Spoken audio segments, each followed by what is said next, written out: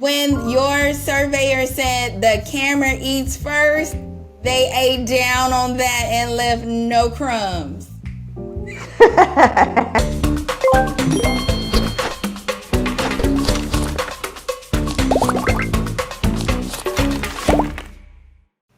In today's episode, we're going to share the secrets of Gen Z marketing and millennial marketing for your restaurant.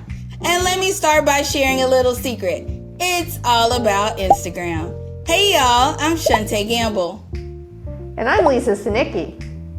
Today's tips will help bring in more Gen Z into your restaurant. By the end of this video, you'll know exactly what to do to your Instagram feed to bring in more Gen Z and millennials into your restaurant. If you don't know us, Poster My Wall is dedicated to helping grow small businesses and organizations just like yours. We have got design templates, social media publishing, and email marketing all in one place, and it makes it super fast and easy to create amazing marketing.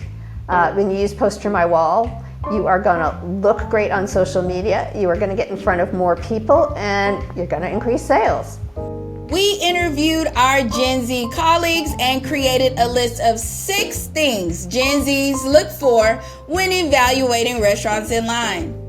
Why do Gen Z and millennials use Instagram to select restaurants anyway?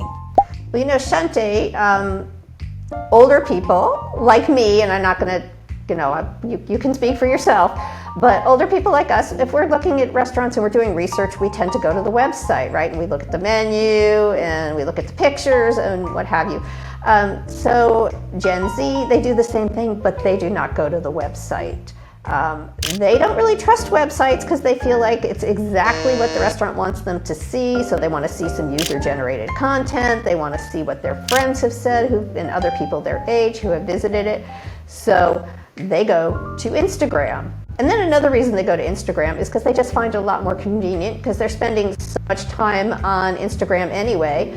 They're already there, right? They don't have to open a browser. They don't have to go to a website. They're on Instagram, and that's where they do their research. Well, yeah, Lisa, I am old. I will put myself in the category. And as a matter of fact, I'm so old that I will have looked at the menu before we get to the restaurant. So I already know what I want to eat.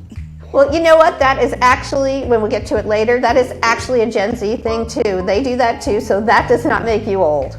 Oh man, shave 10 years off. Well, let's get to it. What does Gen Z look for in a restaurant's Instagram feed? We talked about 6 checklist items. Here's a checklist of what Gen Z looks for when they're looking for restaurants. Number 1 is they're going to check out your food. They want to see what you got. Number 2, they're going to look for the aesthetic of your restaurant. They're going to look at your menu and prices. They're going to look at organic reviews. They're going to look for credibility in terms of your followers and engagement. And the last thing is, of course, they're going to look at your location. That's a pretty reasonable checklist. I could agree with them on that. They have a lot of good points so far. So let's get into it. Let's talk food. Gen Z really cares what the food looks like, right? They can tell a little bit about how the food's going to taste from how it looks on the plate. And they also want to see the presentation. Portion size is important. They want to know that for however much they're going to spend, that they are going to get their fill. And most important of all, they want to know that the food is going to look good when they photograph it themselves, right? One of my Gen Zs in the office told me the camera eats first. So they want to know that when they go into your restaurant and they start taking photos, those photos are going to look great on Instagram. So the easier you make for them to get a good shot, the more likely they're going to come, and the more likely they're going to recommend to their friends, and the more likely that they're going to keep coming back. Okay. The Gen Zs that we talked to recommended that you have a balance of professionally shot photos and user-generated content, because they want to know both, what somebody with lighting and a setup can do with that food, and they also want to see what their friends can do because they want to make sure what kind of quality they are going to get. They also feel that professional photos can be a little bit misleading, and so they want to see, what's it really going to look like when I go in there and there hasn't been a stylist with tweezers moving the parsley around and that sort of thing. Now, I love it. I am always trying to keep up with Gen Z language. When your surveyor said the camera eats first, they ate down on that and left no crumbs. That's what a Gen Zer would say, I think you guys. Y'all don't come for me.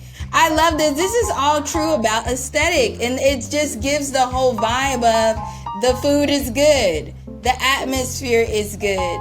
When you leave here, you'll be full and feeling good. So I love this. Gen Z, 1 point for you. I'm on your team.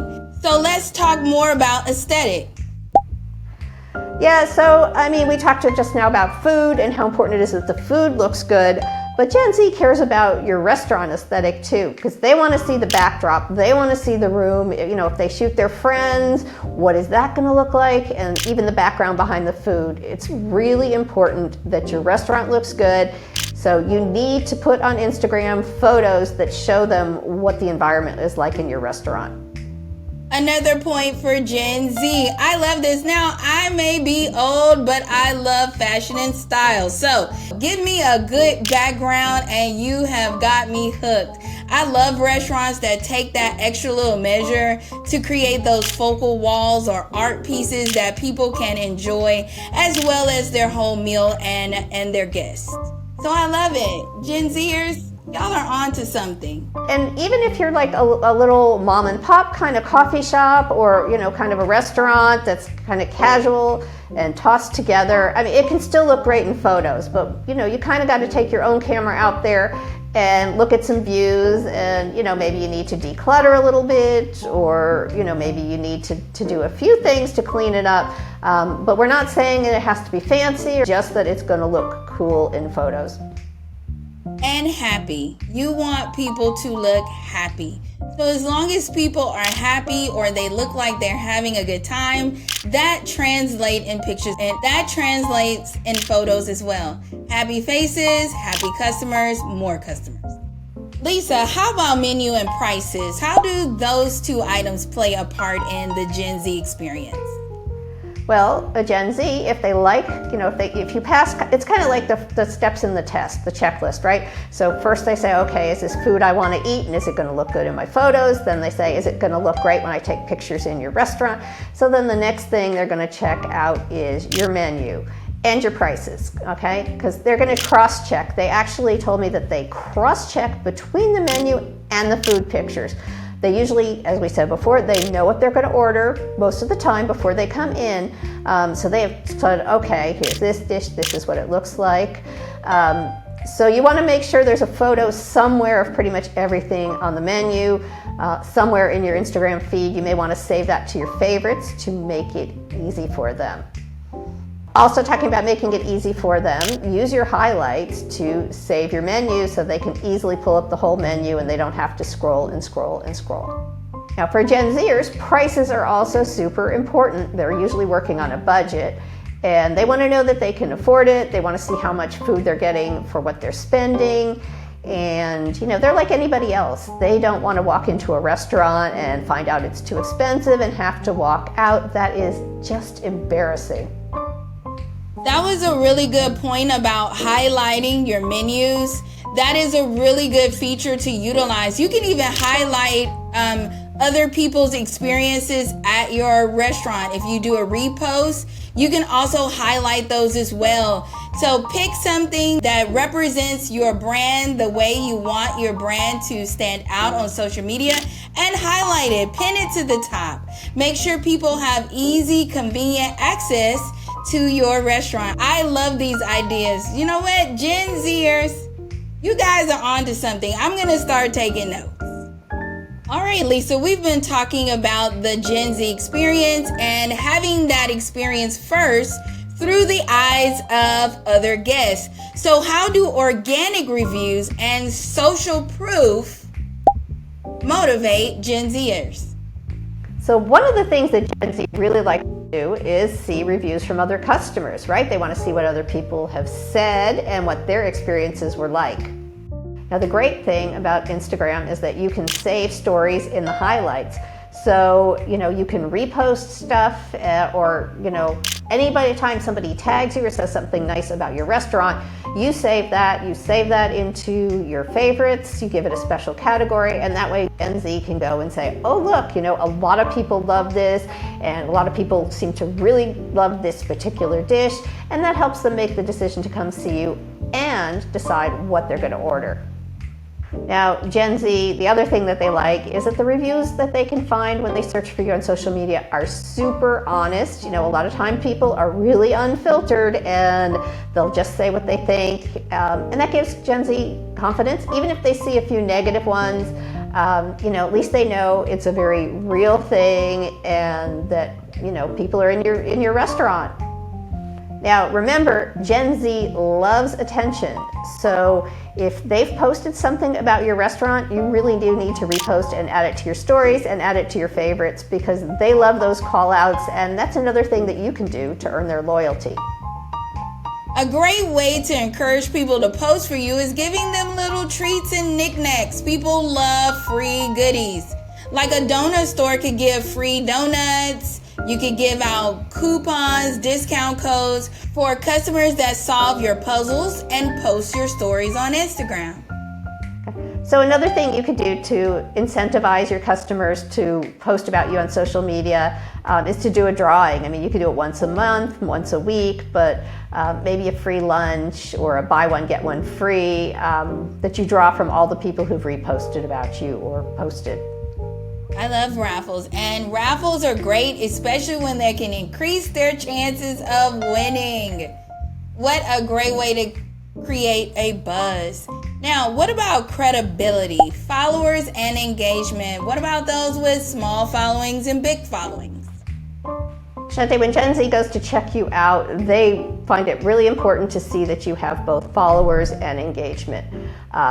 If they don't see that you have a fair number of followers and they don't see that people are making comments, they think something fishy is up, or that people aren't coming to your restaurant, or that the food isn't good. So you need to, ask some questions to get people to put in answers. Anything you can do to get a little bit of response and engagement with your social posts. Which brings us to the option of buying followers. Do not do it. They can tell if you have way too many followers. They know if there's a ton of followers and no engagement, they know that is fake. And bots, they can tell when a bot is adding comments to your feed because bots will, bots have very generic comments. People will comment on something very specific to what they ate or what they experienced, and bots don't do that. Bots say things like, great restaurant, definitely will come back. They don't say, hey, the waffles were absolutely perfect. So there you go. I agree. This is a really good tip for all the restaurateurs out there.